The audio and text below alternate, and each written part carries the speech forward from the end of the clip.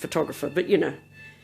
Okay, now I'd just like to introduce you to Russell Taylor, resident owner of Marthaville in Mount Victoria. And he's going to let us know a little bit about the history and the original buildings around the house.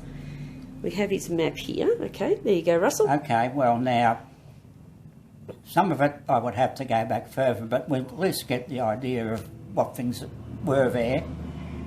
The original owner of the property was Martha Lamfanchi. Yeah, yeah. Maiden name, wait a minute, starts with G, doesn't matter, I've got it written down there. Yeah. She died in 1905 and her estate had to go to probate. And because of that, it had to be valued. So I've got a copy of the report from a fellow called Arthur Slatcher, who apparently came from Blackheath to do the valuation, and he then listed, he said, the improvements on this property are a cottage with 4 rooms and a kitchen. Okay, which we've got here. Oh, and there's also another cottage which has got 3, that's around the other side there.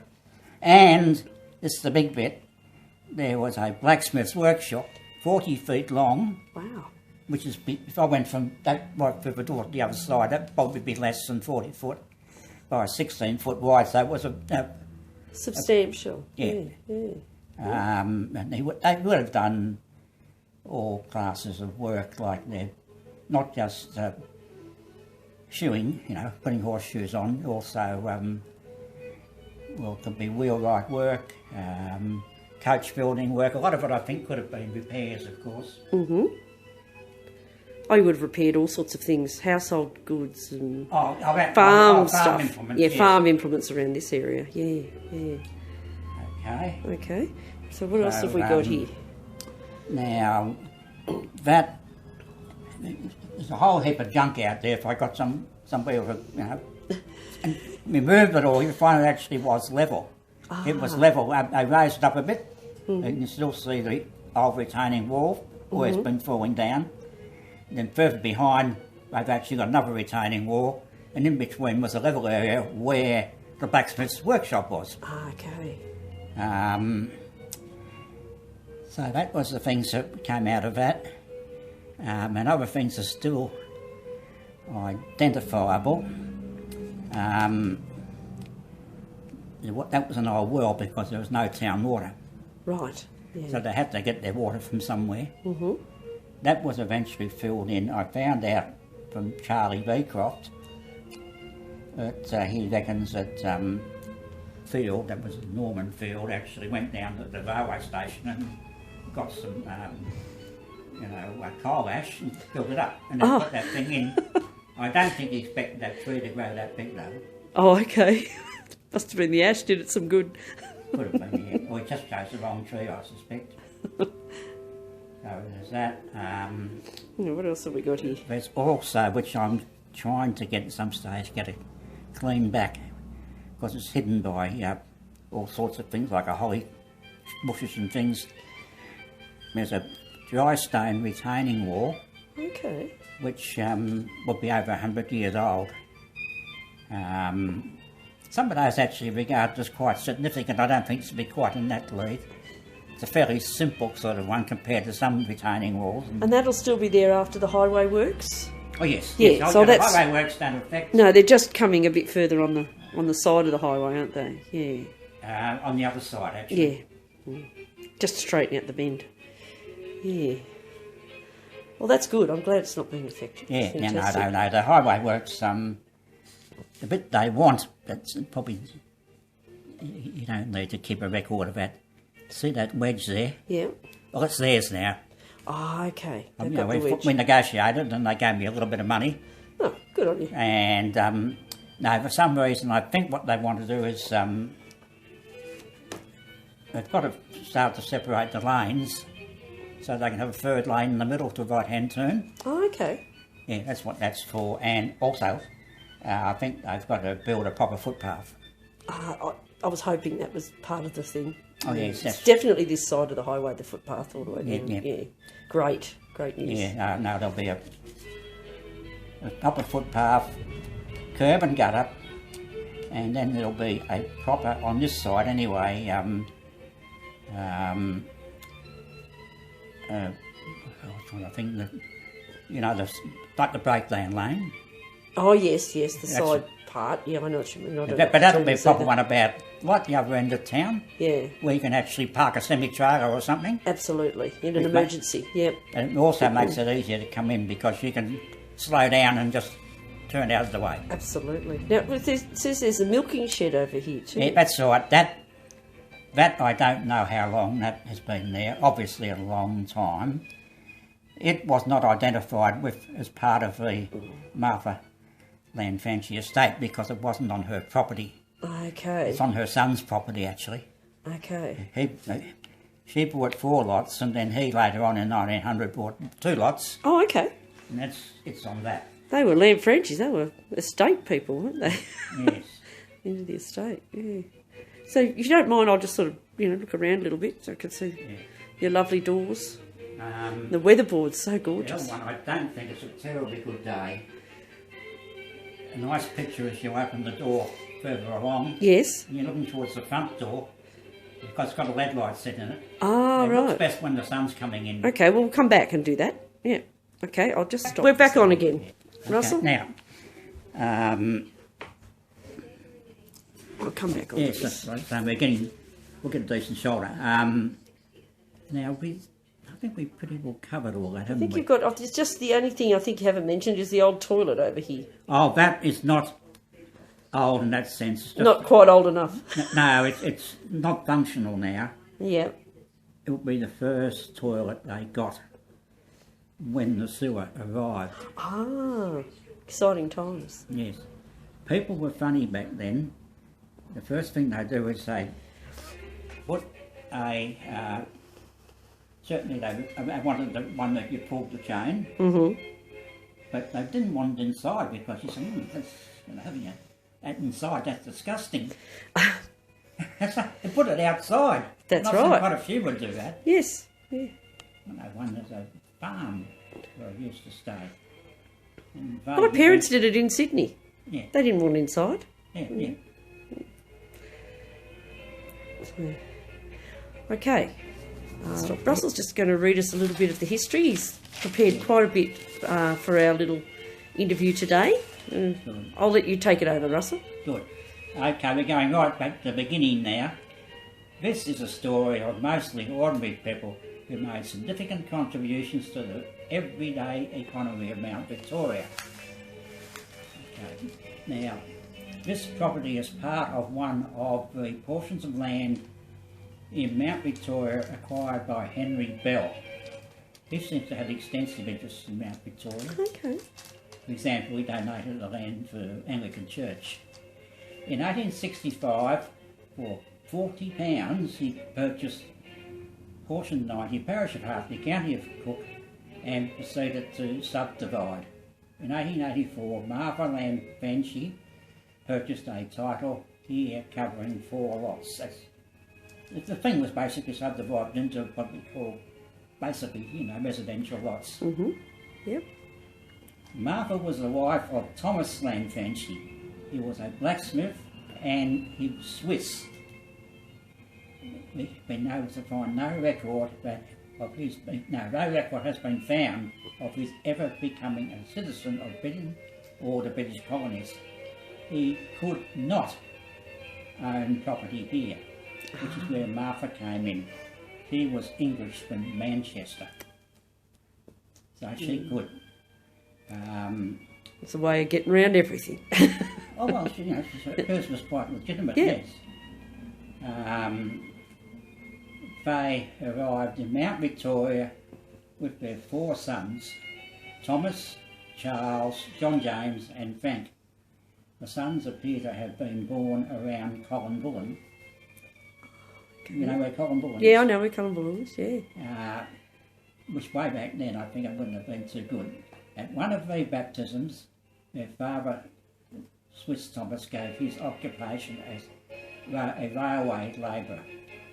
They were probably living in makeshift conditions. The family worked hard on their new property at Mount Victoria. earthworks were carried out to make level areas. They built dwellings and a full-scale blacksmith's workshop in a very good position right on the Bathurst Road. That's why they wanted to be here. Yep. Anyway, after a long illness, this became, towards later years, Swiss Thomas died at Bathurst Hospital in 1897 at the age of 62. He was buried at Bathurst. Son Thomas succeeded to the blacksmith business. In 1900 he also purchased a second title. That's lots 6 and 10. This enabled the property to also be used as a small dairy. Right. Finally, Martha died of Bright's disease in 1905. Bright's disease is renal failure. Oh, okay. At the age of 66. That was actually quite a good age for her time. Mm. The death certificate gives her occupation as a midwife. Now, I've just got to go back this little bit. I've left out and I've got to put that in. It's useful stuff. Okay. Yeah. She is buried at Mount Victoria Cemetery under an impressive monument. Alongside are her son Frank and his wife Mary. Ah, yes, I have been to the cemetery and had a look. Yeah. Yeah, the land franchise, yep. Yeah, that only thinks at some stage somebody needs to come and get rid of that thing that's half going over the monument. Yep. It's there. It's actually, I think it might be the second highest. Okay, someone's topped them. Oh, I think it might have been a Berghoff or something like that. Ah, yes. Well, okay, now we've done that. Now we've been through the diagram, so we know we need to go to that one now. It's a little bit here.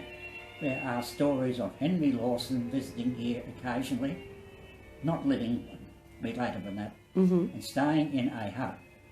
It's quite possible that this may have been the 3-room cottage when not otherwise occupied. Okay. I haven't been able to find anything to authenticate that, but quite a lot of things that Henry Lawson came here sometimes. He used to visit the village. Everyone has a bit of Henry Lawson lore around the around the village, I think. So it's certainly quite feasible. Oh, and also back to those buildings we're talking about. All of these buildings are on slab floors. Therefore, the present house, raised floor, was not one of those in it was not here in 1905. It came a bit later. Finally, Martha's title was transferred to son Thomas. I don't know how that was settled because there were actually 4 sons. He may have simply been the bought them eldest. out or whatever. Oh, might have been. And certainly he's the one who was continuing the business.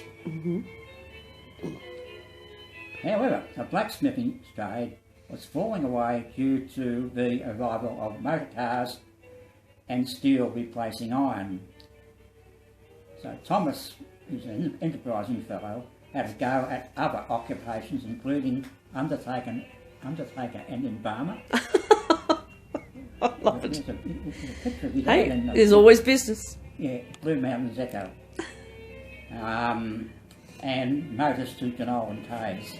Ah, okay. He finally settled on being a builder. A date of 1950 is given for the present house. That's the one we're in now. However, it may have been a bit earlier, as Thomas may have wanted the old cottage for his other exploits, right? So he could, be an undertaker or whatever. For many years, the bathroom and laundry were located in an old building where the garage is now. Unfortunately, it was burnt down around 1979-80, obliterating any clues as to its origin. Now, the Fields did not get the house until about 1929. There are references to Marthaville earlier than this. Marthaville is clearly a land fancy creation. That's 2. Yep, 3. The naming honours go to Martha Lamfanchi, not Martha Ellis Field. Now, Thomas is still kicking around, right? It's the son Thomas. Yes. Thomas later married Sarah Jane. That was Sarah Jane, she's a widow, Sarah Jane Bushell. Okay. And had a son, Francis Charles. In 1925, he built a brick house complete with modern conveniences at Penshurst in Sydney. Oh, yes. In October 1925, the family left Mount Victoria and moved there. Oh, okay. So finally, after 40 years, Yes. Thomas was headed down there, hoping for a much more comfortable lifestyle. Mm-hmm.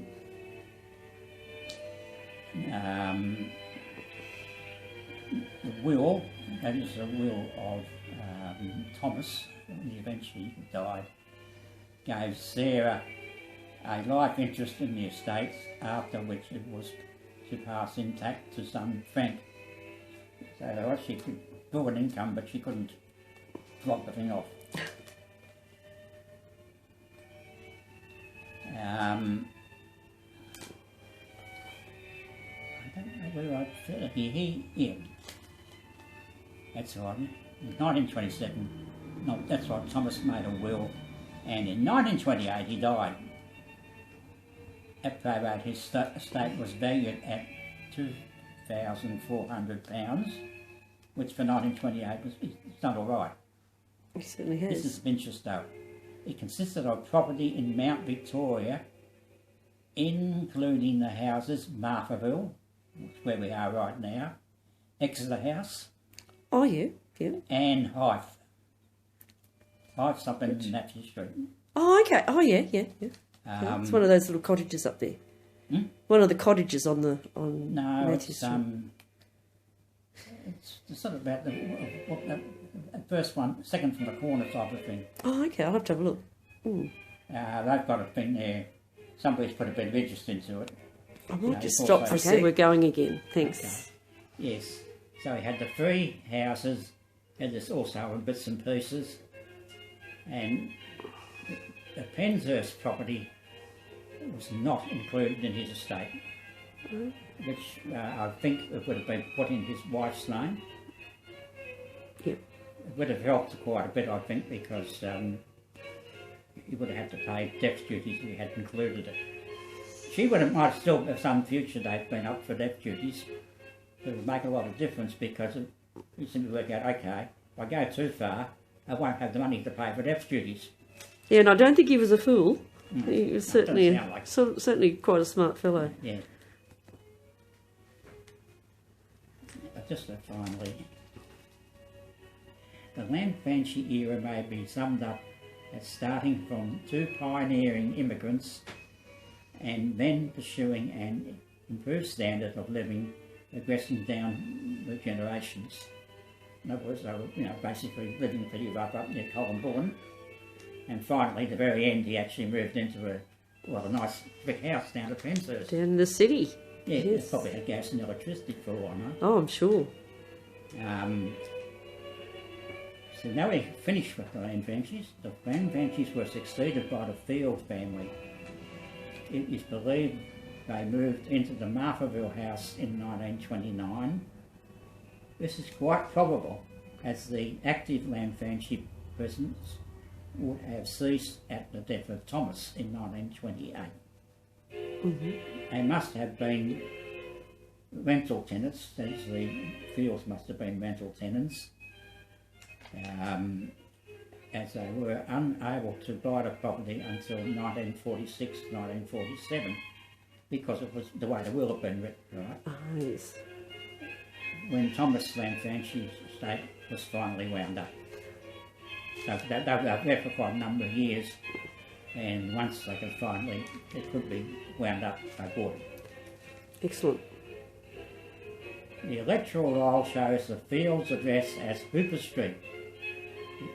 They have already been in Mount Victoria and may have been leasing the Lamfanchi paddocks even before 1929. The electoral roll, by the way, always shows them in River Street because people hated paperwork. And well, you're still in Mount Victoria. They still have trouble getting people to change their address on the electoral rolls. I mean, a few nomads around here. Absolutely. You know, you find they're here and then they moved into some other place, you know, a block away. It's true. So obviously they wouldn't be racing in to, you know, change their details. Okay, now, getting to the fields again. Norman James Field married Martha Alice Palmer in 1916. They had children of this marriage, which were Alice Martha, Norma Doris, June Ann, Thomas Harry, Kevin Anthony, and page 4.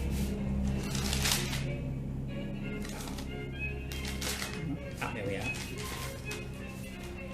Anthony and Norman Gordon. Norman James' birth was registered at Lithgow. His working occupations were of a rural nature. He may have come from Hartley. Oh, okay. He was a familiar figure around Mount Victoria doing deliveries with a horse and cart. Goods were then carried or came by rail. There was a steady business doing parcel pickups from the station and the goods yard. Also luggage. My sister remembers having to walk from the station to the Grange, which then belonged to the Schools Christian Fellowship, but their bags were delivered by horse and cart. Horse-drawn vehicles were encouraged during World War II because they did not use petrol. Now, the horse's name was Baldy. I had to get this from Lionel only yesterday. On the command of G up or whatever, it would move on. Some naughty boys amused themselves by imitating this command. Yes, and I think there were a lot of naughty boys. There was a big naughty roll at the Mount Victoria Public School. Yeah, oh yes. I think there's quite a few naughty boys up here. Yeah, Lionel admits that he some stage he forced the horse to move on, and then he you know, Norman caught him and, you know, had quite a few things to say. Another time the horse fell into a septic tank or a well or something behind the hotel.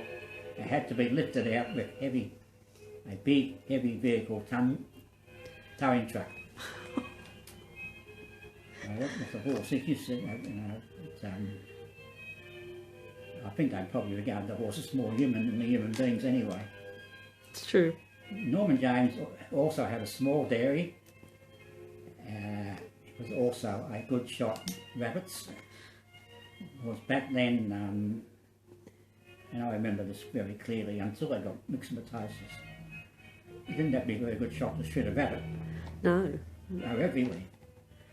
They're a good feed. The Welsh trouble was the country was getting out of run with them. Yes. And what they used to do was you'd shoot or trap rabbits, and then the skins had to be stretched on a little wire frame. Right. The skins would work more than the carcass. Oh, really? Okay. The carcass you just put in a big pot and boiled them. Of the children, the girls all married. June and Tommy were involved, that's her brother Tommy, were involved with the railway refreshment rooms. Norman, Gordon, his preferred, he gave his name as Gordon, not Norman. Probably because his dad was also Norman. Norman, yeah. Became chief engineer at the Clarence Colliery. Unfortunately, Gordon, who was a pilot, Tommy and June were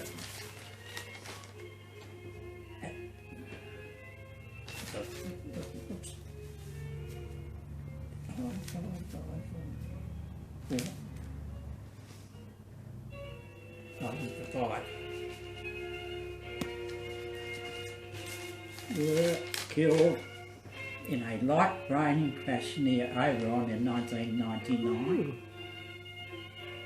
This reduced the chances of being able to meet any still living family members. As far as I can make out, the only one left is Kevin, and he may have quietly dropped dead in the meanwhile. Any information that grandchildren or people who had direct contact with the Field family might have, that they may have to offer, would be appreciated. Because it's a bit harder to, so the other problem with the Fields was that you can't access vital records. Yeah. They're covered under the 100-year rule. Oh, okay, they're within that. Mm. Whereas Lamfancy, no, you just go straight to births, deaths and marriages. Yeah. All that sort of thing. The Fields did not actively pursue a better standard of living. Nevertheless, it came their way aggressively as town water, sewerage and electricity came to Mount Victoria. At a late stage, one of the bedrooms was converted into an inside bathroom. Overall, the Fields did good service to this place by being there so long, thus keeping the property in good condition and not letting it become derelict. Hythe was derelict. One stage they're going to pull it down. Oh, okay. Okay, after that the property briefly went to Gordon Collins, a Blackheath truck driver. He made changes to the bathroom and the kitchen to make the house easier to sell.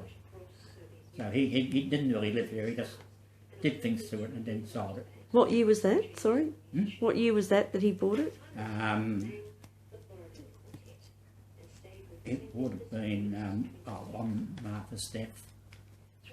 Right, Around okay. about 1970. Okay. I have got it somewhere, yeah. No, that's fine, I'll just clarify it. But after that, yes, he did sell the, Collins sold the property. The property was then taken by Wesley John Noffs, the son of the Reverend Ted Noffs, Ah, okay. outside Chapel, and his wife Amanda. That was Leslie John's wife. They were here from 1973 to 1980 and have happy memories of the place. Oh, that's lovely. Yeah. I haven't interviewed them myself. My sister spoke to them once. She had to do some website work for the Knox Foundation. Okay. Okay, the next owners were Cecil Frederick and Patience Emily Hill from 1981 to 1983. The place did not really suit them. They did build the modern garage to replace the previous building, which was burnt down. Next, from January 1984 to now, came the present owner, who is myself. So that's about where I got to. Okay, I'll stop